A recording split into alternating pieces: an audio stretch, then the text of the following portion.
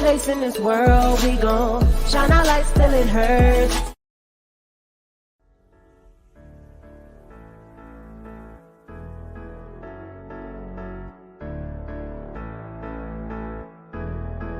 Heads high is our posture. Against all odds, we gon' prosper. We know our place in this world. We gon' shine our lights till it hurts. Staying focused, we know our day coming. Negative vibes, we escape from it. We know our place in this world. We gon' shine our lights till it hurts.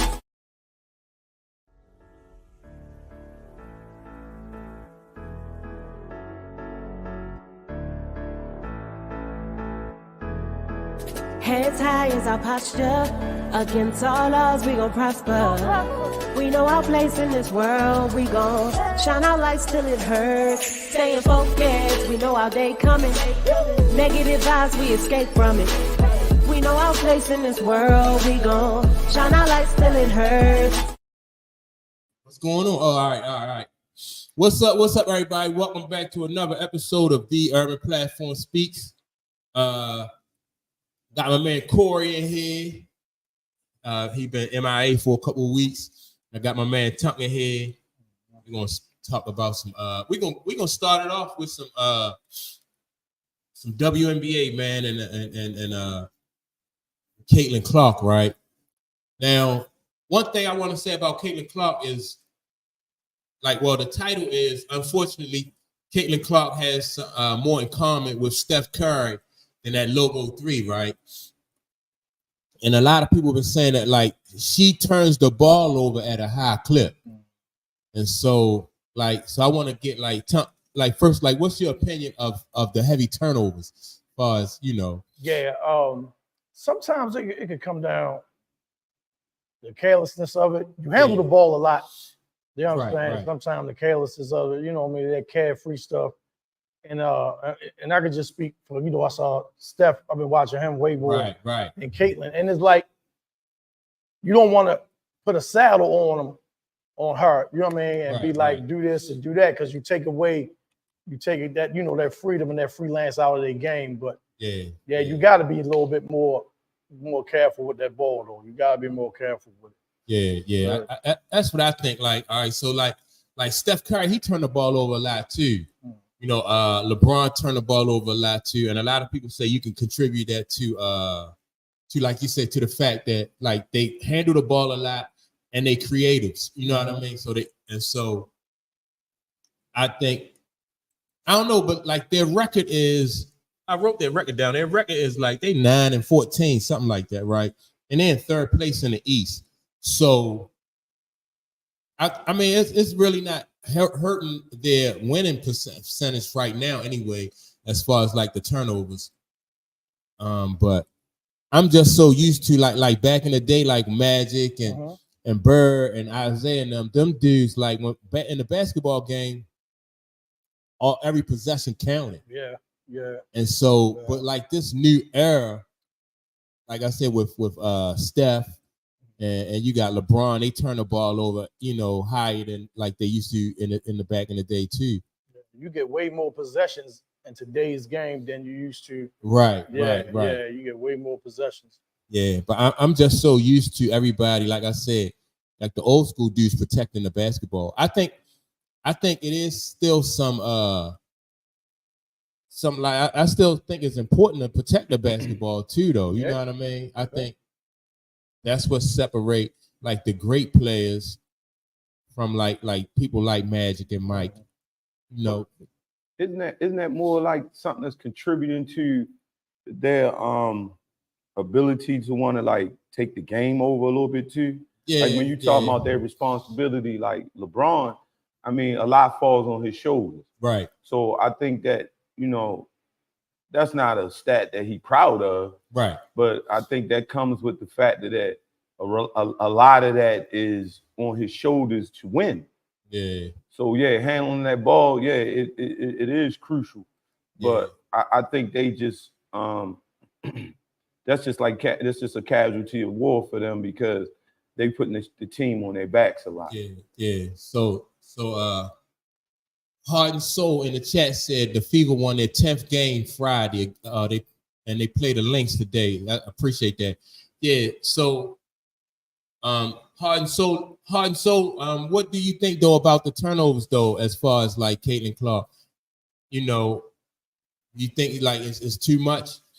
And I think overall the coach, you know what I mean? Mm-hmm. I think she'll live with the turnover. Yeah. Yeah, she probably want them to cut them down some. Yeah. But you know, I think for now she'll live with them. You know what I mean? Because you don't want to put too much of a saddle on her. Yeah. And, you know, handicap her game, so to speak. You know. Because I remember like I don't know if y'all recall that move like when Steph Curry dribbled. He went behind the back. He had like 3 people around, and then he stepped behind the 3-point line and shot the 3-pointer. And they showed Steve Kerr looking like, "What are you doing?" Right. And then they went in. Yeah. Right. So, yeah, I remember that. Yeah. So there's like a new generation, man. Like with these players, like I said, us old school dudes, we're not just, you know what I mean? We're not used to seeing these kids. You know, like people get all these turnovers, but I guess it's just it's a different game, man. Yeah. It's just and possessions are not real. You know, like I say, it's more possessions in the game now. You know, so yeah. So they like, well, you know, I mean, we getting probably, I don't know what the numbers are, but I know they're getting more possessions per game than they were back in the 90s and things, the 80s, things like that. So, you know, man. Yeah. So that's crazy. So Hard and Soul said, can live with the turnovers if she keeps assists over 10, high usage and turnovers is expected. Yeah, I mean, I guess because, like you said, because they had so many more possessions, you know, they're gonna have more turnovers. 10 assists is a lot, though. 10 assists is a lot. 10 assists is a lot, though. Yeah, that's a great expectation. Right. Nobody just rolling over getting 10 assists like that. You know what I'm saying? Yeah, and Hard and Soul also says that Clark's teammates are getting used to her passes now, and the turnovers are getting lower. Right. So y'all like chemistry, gelling, right. That chemistry is developing, and then that'll bring the turnovers down too. Yeah, because if you throw me the ball and I fumble it, that's your turnover. Right. Yeah. That's crazy. Yeah. You throw it to me and I can't catch it, that's your turnover. Yeah, that's crazy. Right. Yep. Yeah, so she's been averaging 12 for the last few games. Yeah. So and like I said, the last time I checked, the Fever was number 3. They was 3 in the East. Yeah, in that conference. So I guess the turnover is not really keep hurting them. You know what I mean? They moved ahead of the Chicago Sky with their in their record. But speaking of Chicago Sky, right?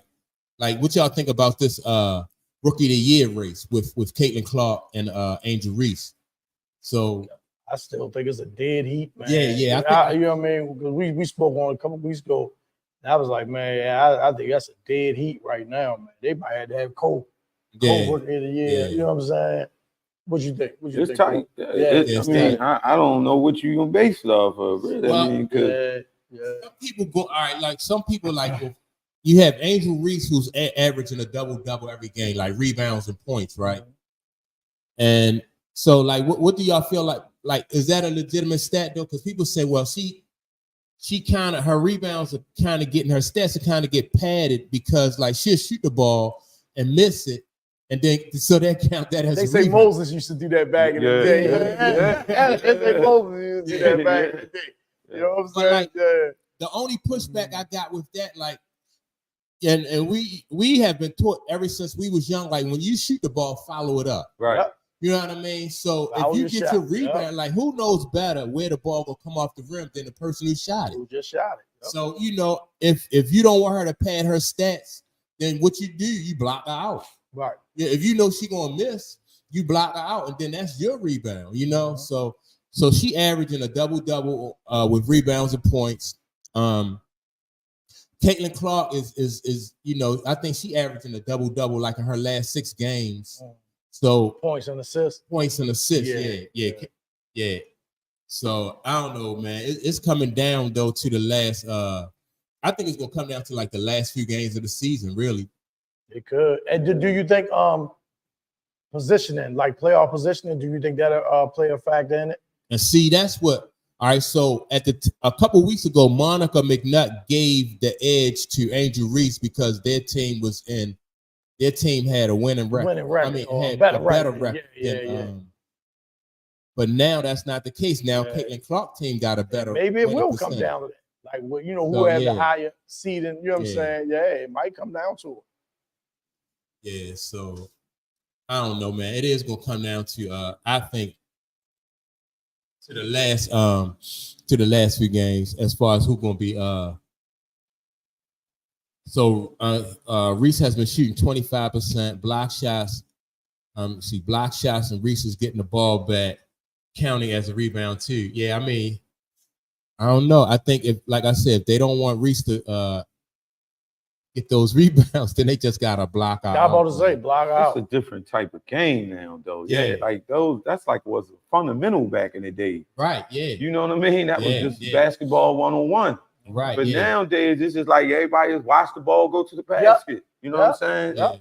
And even the defender don't even make an attempt sometimes. So I just be in awe about what the because I remember because when you used to shoot, if you shoot and you ain't follow your shot, or what the coach say, like follow your shot.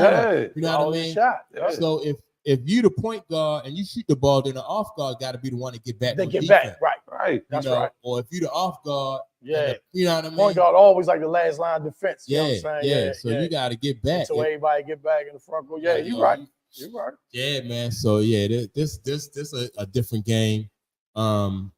I think though, as far as like Caitlin Clark though, do y'all think like she's starting to get used to that pressure that she's been seeing? Oh yeah, making that adjustment. I do. Yeah. I mean, it was just gonna take just a matter of time anyway to adjust. You know what I'm saying? And I see that with both of them. I see that with Caitlin Clark and Angel Reese. Both of them getting used to that that physicality, getting settled in. Yeah. Because Angel Reese, she been playing good against like everybody. They say, you know what I mean? Like she get her doubles against everybody. Right. Asia Wilson, Alyssa Thomas. You know what I mean? Like some of the better. I like her motor, man. She has a high motor, man. Yeah, I like her motor. Yeah. I like her motor too. Yeah. And that's something that you can't teach. You know what I mean? That just comes from like desire and want to. Yeah. Let me see what Hard and Hustle say. Let me see. Do you like Reese as a player? She hustles. Yeah, man. That's and so all right, like with the Chicago Sky, like their team represents, like they are a reflection of Teresa Witherspoon. Like Teresa Witherspoon always been like a gritty, hard-nosed, high energy type ball player. Yep. And so you see that with the Chicago Sky. You know what I mean? You see that with Angel Reese, she hustle. Kennedy, what's the young lady? Her name is Kennedy. I forgot her last name, but Kennedy Carter. Her, so she's a hustler, and Kennedy Carter got a bag too. She got a nice game. Yeah. She got a nice game. Then they got the other young lady who shoot jumpers. Her name Mabry. So, yeah, man. But it's from now as far as like the Chicago Fever, it's hard to kind of figure out like they like, all right, so you can look at Teresa Witherspoon and see what kind, you know what I mean, and identify the kind of team that she has because it represents her. But like when you look at Christy Sides, it don't, you know what I mean? Right. Like her team is successful, but they just don't have the type of identity that well, I ain't gonna say they're successful, but they, you know what I mean, they don't have the identity so like you do in Chicago. Yeah, but and Heart and Soul says Carter is the best player on the Sky. I can agree with that. I like, you know what I mean. I wasn't really aware of her till like game one, and I was like, oh man, who is this? Right. You know, not like this was her first year in the league, because I think she played for the Dream at one time, and she might have made a stop with the Sparks. So she been around. Yeah, so she been around. You know, I think this is like her third team, but she is the best. In my opinion, she the best ball player on that team. Oh yeah, she got a bag. Yeah. On offense, and then on defense, she play tough defense. Right. You know what I mean? Right. She physical, she fast. So yeah, I'm just looking forward to like the playoff when the playoffs and stuff come. But now they got it's like an all-star game coming up, and Angel Reese gonna be playing with Caitlin Clark. What y'all think And about they that? playing against the Olympians, right? Yeah. That should be pretty good. It should be. That It should should be be. pretty Yeah. good. I want to check that out. I think both of them, Angel Reese and Caitlin Clark, both probably feel slighted as far as the Olympics. You know what I mean? But it's some bad young ladies on that Olympic team. Yeah, too. ain't no question. And like you say, you could make an argument for them to be on it, but who would you take off? Right. Yeah, right. Who would you take off to make room? Yeah, and you can't. It was one thing to add them. You know what I'm saying? It's one thing to add them to the thing, but you can't take nobody off. Right. You know what I'm saying? Yeah. And so Heart and Soul says, let me put this up here. Heart and Soul says, Camila Cardoso should be getting more plays run to her. She has a great post-up moves too. Yeah. I like Camila Cardoso too. I think like her low post game though probably need a little bit work. Just a little bit more fine tuning. Yeah, I like her too, and she be scoring. I think Teresa Witherspoon just got to learn how to use. You know what I mean? Yeah, them big talent. Bodies. Yeah. Because Camila Cardoso, her low post game though has come a long way. Because I remember like her freshman, all throughout her years at South Carolina, and you can see the progression. Yeah, right. So she definitely getting better as far as in the low post, and on the defense, she always been a presence. A presence on the defense. Yeah. And I like her playing side by side with Angel Reese. Dawn was coaching her up down South Carolina. Yeah. Definitely. Dawn Staley was coaching her up. She definitely was getting coached up down there. And did you know, like, when she first came to South Carolina, like, her English wasn't good at all. Really? Where's she from? Like South America somewhere. Oh, okay. Yeah, her English wasn't good at all. But now you look, you wouldn't know. Yeah, you wouldn't know. Well, she got an accent. Right. But her English is really good. Okay. Yeah. So I like Camila Cardoso. I like the Sky as a team anyway, because I just think they got a lot of balance. I think they got a lot of and they got a lot of players on there that just play hard and play tough. Right. The WNBA though, watching the WNBA to me though is pretty exciting. You know what I mean? Like when you just see like the effort and stuff that they get. Right. I like watching what's the other team? The Aces. Y'all been able to check out the Aces? The Aces, man, with Asia Wilson and Kelsey Plum. Yeah, they tough. Then you got who else you got then you got Seattle. Seattle is tough. And that's is that who Plum played for? Used to be married to a dude. Plum played for the Aces, and she was married to that guy. The football player. Yeah. He retired. He is retired. Yeah, he said he retired. Oh, okay. Yeah. Then you got in the East. You got who's in the East? The Liberty, New York Liberty. They nice. Breonna Stewart.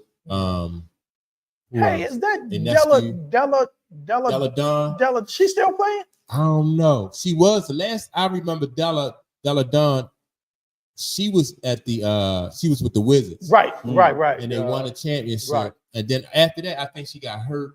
Okay. And so her role, because she's been in the league for a while. So it's probably been like Yeah. And let me see.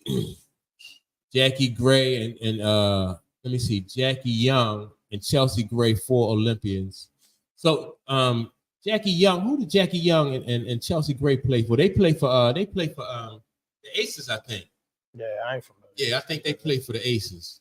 But man, I'm just looking forward to these playoffs. Well, first I want to see what Caitlin Clark and Angel Reese do on the same team when they go up against these Olympics. That should be nice. That should be nice to see. Must see TV. Yeah, and the Olympics are going to show them. We're going to show y'all why y'all not on the team. Yeah, and we're going to show why we belong. You know what I'm saying? Clash of the Titans. Right, man. That'll be fun to watch. And so, another topic I want to bring up, right? So y'all know that recently they had the ESPYs. Serena Williams hosted the ESPYs, right? And so during the ESPYs, some people took exception to a comment that Serena Williams made about Caitlin Clark, right? Now, first, let me say that Serena Williams, gives Caitlin Clark high praise. You know what I mean, for like her accomplishments and stuff like that. So her comments wasn't made like malicious or anything, but she said that Caitlin Clark, she compared Caitlin Clark's game to Larry Bird. And so some people tired of that comparison. Like when you like a white ball player who can shoot, they, you know what I mean? They were like, why you have to compare like a white ball player who can shoot to Larry Bird? So in my opinion, I'm just thinking that that's kind of changing though, because of like Steph Curry now is he's the poster child. He's the poster child or the poster person for like somebody with a jumper. Yeah. Just like, because I think like Sabrina Ionescu, like they say her game reminds people of Steph Curry. You know what I mean? They don't compare her to Larry Bird. So I just thought that, And she got backlash on that? Yeah. Some people, they took a little exception to her saying that her game was like Larry Bird, which I don't think her game is like Larry Me either. Bird. That's the thing. Yeah, I take exception to the comparison to their games. You know what I mean? Not that, like Larry Bird. Not at all. You know what I mean? I think her game more so like Steph Curry's, though. You know what I mean, with the shooting, the logo, and the ball handling and the passing and stuff. Larry Bird, they had that kind of handle, but right. I guess they was trying to say because of the the jumps and stuff like that. Yeah. That's what they trying to say. Yeah. And that's where the backlash comes from. That's where the backlash comes from. That's what that's all about. Right. You can't compare that. No, not to no Larry Bird. Yeah, their games aren't similar at all. Not at all. It's just the narrative. I guess that they just trying to. Because I mean, I know I've been missing a few weeks, but I thought we talked about something about that, about her being compared to like a Larry Bird when we was going back a couple podcasts ago. But that's, I would even put her in that conversation with that though. That's kind of crazy to me. You know what I mean? Yeah, I mean, I think now like if anybody who can shoot now be compared to Steph Curry. But there's so many other shooters though. You got Reggie Miller. You got Larry Bird. And then also, all right, so like Larry Bird was considered a franchise ball player. Oh, without a doubt. And then and Steph Curry a franchise ball player. So I think the Steph Curry comparison is probably a little bit more appropriate. Reggie Miller, I mean, Reggie, man, I think, just let me say this part, right? I mean to cut you off. No, you good. The thing about Reggie Miller, man, I think if you look back at Reggie Miller's career, Reggie Miller was a very, very, very good ball player. But I think because of that stage that he did it on against the Knicks, I think that helped elevate his stardom, his fandom, right? Because if you look at the overall records against the Knicks, they was like 500 in the playoffs. Like he was like 500 against the Knicks. He didn't just kill the Knicks every time he saw them. But because he had that game, that 27 points in the quarter and the one he had the 9 points and whatever, 6 seconds or whatever it was, that elevated him. You know what I'm saying? But if you look at the whole book and not just that one page, you'll see that, it wasn't like total dominance, by him over one team. That's a good point too. Right. So Heart and Soul said it's a joke written for Serena, but white fan commented it's bad optics for what's been said about Clark, fans being racist. Yeah, I mean, I agree. I think it was just bad, a bad comparison as far as I think, because like I said, when you look at these ball players today, they more so fit into the Steph Curry mold than the Larry Bird mold. Larry Bird was a shooter, but he ain't had that kind of bag like off the dribble shots and stuff like that. You know what I mean? Because Steph got a bag too. So it's crazy. It's crazy. But isn't it too soon to make comparisons? For sure. That's what I'm saying. To me, it's just like why they making comparisons? She don't have the, give her the time and let's see where this career go first before you start. Like that's what I'm saying. That rivalry and comparison stuff, like it's kind of like taken away to me. One thing they both have to win. Yes, I think so much pressure for them to win. If you making comparisons like that, gotta win, man. Both of them gotta. Yeah, you're right. They both gotta win. Yeah. And that's how I feel about it. Like all the hype and all of the attention that they get really ain't gonna mean nothing. But the hype and attention though is bringing more eyes to the. You know definitely, what I mean? That's what it is. It's definitely bringing more people to tune in. That's what it is. That's why she made that comparison. Yeah. Now, can they? If they don't win though, can they sustain that level of? Is that gonna be enough? Like the drama between if they those don't two? win. Yeah, like if both of these teams stay like in the middle of the pack, like 500 or close to 500. That's a good question. But they gonna give them, like Porsche said, they gonna give them time though to win. You know, maybe not first 2 years, maybe year 3, maybe year 4, something like that. They gonna try to build both of their teams up so they can win. Yeah. And that should be expected though. You know, it's only right. Like, I mean, I know, we with the social media and stuff like that and the attention out here for the good and the bad, but it's just so unfair to them, to me, as players, because they're both great players. So let's just give them time to groom and progress in this game, because they look like, to me, they enjoying it. Like they really are enjoying it. The opposition part is seem like the fans is, people, the media putting that on them. Like most of the things. The players be fine. It be the fans going crazy, going ham off of stuff. Just leave them alone. Just let them go ahead. Let's just see what down the road without the outcome of it is. But it does, to me, help the sport. Definitely helping the sport, because their names are ringing bells down there. And it was the name, like you said, it finally seemed like they got their legs under them now. You know what I'm saying? And see how it goes, rest of the year and then next season and so forth. Because I definitely thought that at one point earlier in the season, I thought that Caitlin Clark had hit like a rookie wall. You know what I mean? She may have. So, just like a second win type thing. Yeah. Like her last 10 games, I think they are like 6-4. Okay. Yeah, or maybe 7-4 now that they just, But you know what, Mike? Like you said, it really wasn't no offseason. They come straight from college. Right. That's why I'm saying. You know what I'm saying? They put a lot on them. Right. And they to me, they stand in the test of time with it. Like these young ladies off court and on court have been displaying some real, And when you talk about when the college basketball season starts till now, so when the WNBA ends, it'll be close to like a year. You know what I'm saying? They don't look burnt out. Right. They don't look burnt out. Right. Yeah. Well, that's and they're young too. They're like 22. But still, that's a lot though. It's a lot of miles. A lot of miles. All right. So what? All right. This comment, Heart and Soul said, Clark is a much better passer than Curry. Steph is a better shooter. Only comparison to Steph is the 3 logos. Do you think that Caitlin Clark is a better passer than Steph Curry? No. You don't think so? No, I think Steph is a very good passer. I think that might be the most underrated thing of his game. His really. passing, his passing. Yeah, Steph can pass. Yeah. What you think about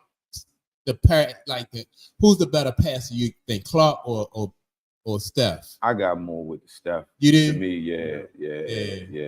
And one thing, Steph is a very good passer, but he's not a point guard. No. Right? You feel what I'm saying? Right. So you're not going to see too much of him facilitating. You know what I'm saying? Because that's not, you know what I mean? That's not what his role is on the team. Yeah. I mean, it's tough. I think Caitlin Clark is a very good passer. She is. Yeah, very good passer. That's hard to. When I first started watching her, that's what I was surprised with. Right. Yeah. Her passing ability, her vision and stuff. I was surprised. Yeah. And the way she set her players up, right? She will make a move on the court or go to a certain position on the court just so people can be able to get open. Space to floor and stuff. Yeah. And like you said, that's because she's a point guard. Mm-hmm. Steph Curry he's a 2 guard. Yeah, right. Now, the way Steph Curry is passing is because Steph Curry is passing out of a situation that he created. Mm-hmm. You know what I mean? So if he draw the defense to him, then he can pass it. Exactly. But when Caitlin Clark goes into a situation, she's trying to draw the attention, you know what I mean, and open up a certain spot in the floor. And like you say, she the point guard, so she the one getting the team in they sets and stuff that. Yeah.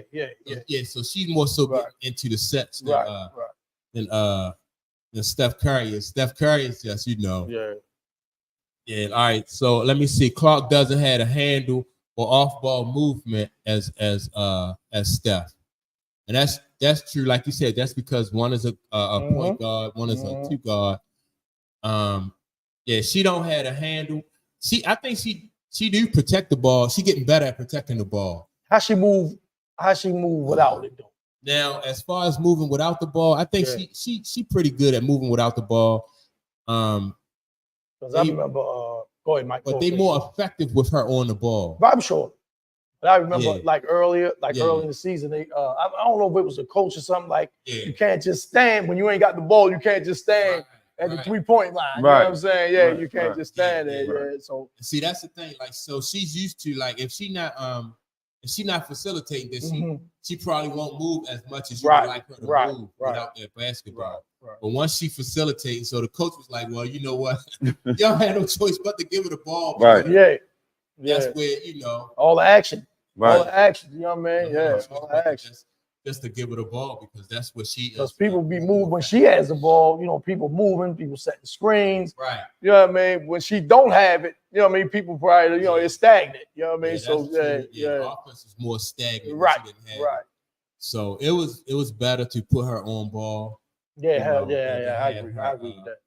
Because if she's standing around it, like I said, it was almost like early in the season, like people was like taking turns trying to score. Yeah.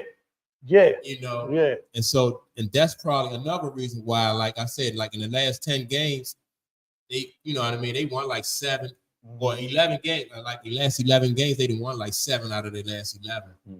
So, yeah, man. Like I said, I don't know, like when do the USA team get to play against Caitlin Clark, I'm not sure. Yeah, I don't know. I'm not sure when they play. I'm looking forward to it. But you find out, but let me know. Yeah, because I want to show. I got direct TV and this stuff be like trying to find these games. Yeah, like mystery. Yeah, right. Needle in the haystack. Yeah, I don't understand how this. All right, well, that's let me see. I'm gonna read one more before we get out of here. We're gonna start. We're gonna come back. We're gonna take a hiatus and come back and just start talking about NBA basketball, the U.S. Olympic team, and let me see. Coach has said the reason Clark is on the side. Use her as a decoy. Clark basically plays nearly 40 minutes a game. That's true. And so, like, Christy Sides, the coach for the Fever, right? She took some flack because in a couple games, like when they played against the Wizards, she basically wasn't even, like down the stretch. They really wasn't utilizing her the way that they thought that she should be utilized. And so the coach, Christy Sides, took some flack for that, right? You think it was justified, Mike? Yeah, I think it is. Yeah. I mean, because all right, so like if down the stretch, if everybody know that you're gonna go to her, sometimes you got to use her as a decoy. But if sometimes she just gonna have to make it. You know what I mean? She gonna have to do what she do. This, you know what I mean? This what she gets. She gonna have to overcome that. She gonna have to overcome the defenses and things like that. If everybody in the arena know that you're going to Caitlin Clark, I mean, she just gonna have to, you know what I mean? Deliver. Yeah. She gonna deliver. Right. I mean, they did it with Mike. They did it with Kobe. Yeah, right. Everybody know where the ball going. Right. Everybody knows going to Caitlin. Then draw the people to her. Right. Draw the defense and just dish it out. I'm gonna say, make the basketball play. Yeah. It ain't always got to be a shot. You know what I'm saying? Yeah. Just make the basketball play. Yeah. I think it's a learning curve for the coach too, though. Yeah, that's true. I mean? So she ain't never coached nobody like that. Yeah, you know what I mean? So that's the thing she got to do. Yeah, you know what I'm saying? To me. Yeah, man. So so like I said, we're gonna take a break, right? A 5-minute break, and then we're gonna come back. We're gonna talk about Jaylen Brown. Who else we gonna talk about? The Olympic Kawhi. team. We gotta talk about Kawhi leading the team. That's right. Yeah. So with that being said, man, y'all make sure to like and subscribe to the channel. Also go to urbanplatformfashion.com. We have hoodies, long sleeve t-shirts, and short sleeve t-shirts. And y'all tune in. Give us about 5 minutes and turn back in, and we'll be back to talk about some more basketball. That being said, peace. We'll see y'all in about 5 minutes.